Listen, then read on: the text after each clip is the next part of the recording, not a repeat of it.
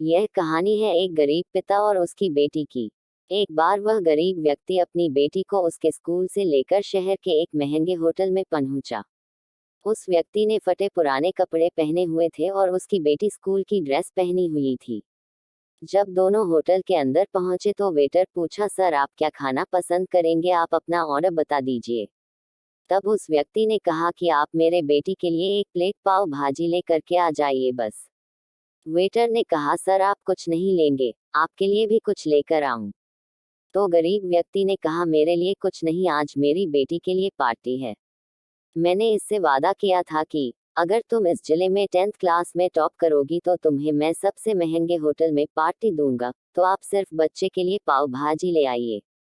Waiter ये बात सुनते ही दौड़कर अपने मालिक के पास गया और बोला कि सर आपसे एक छोटी सी रिक्वेस्ट है कि आप मेरी सैलरी से पैसा काट लेना, लेकिन आज मैं चाहता हूं कि उस बच्ची के साथ उसके पिता को भी एक प्लेट पाव भाजी खिलाया जाए, क्योंकि उस बच्ची ने पूरे जिले में 10th क्लास में टॉप किया है। वह गरीब पिता है, ज्यादा पैसे नहीं होंगे इसलिए कह रहा है, सिर्फ बच्ची के लिए ले आओ। होटल के मालिक ने जब ये बात सुनी तो मुस्कुराते हुए बोला, तुम उसके पिता के लिए भी पाव भाजी लेकर जाओ, उसके लिए भी लेकर जाओ, पैसे मत लेना। 4-5 पाव भाजी पैक करवा कर ले जाओ और 2-3 किलो मिठाई भी लेकर जाओ और उनसे कहना ये पार्टी होटल की तरफ से है, आप ये मिठाई ले जाइए और जश्न मनाइए।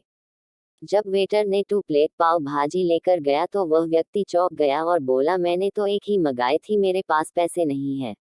वेटर बोला, अरे सर शर्मिंदा मत कीजिए, ये पार्टी होटल की तरफ से है, आपकी बेटी, हमारी बेटी ने टॉप किया है, ये मिठाइयाँ लेकर जाइए और जश्न मनाइए। पिता और बेटी खुश हो गए और चले गए। कई साल बीत गए, उस गरीब पिता की लड़की अब यूपीएससी की तैयारी करके कलेक्टर बन चुकी थी और इत्तेफाक से उसी शहर में उसकी पोस्टिंग हुई थी। उस लड़की ने उस होटल में सूचना पहुंचा दी कि मैं उस होटल में लंच करने के लिए आ रही हूँ। होटल के मालिक ने जब ये सुना तो होटल को पूरी तरह से सजावा दिया। गांव में ये बात पूरी तरह से फैल गई और कस्बे के सभी लोग उन्हें देखने के लिए आने लगे। कलेक्टर अपने पिता के साथ उस होटल में पहुंची।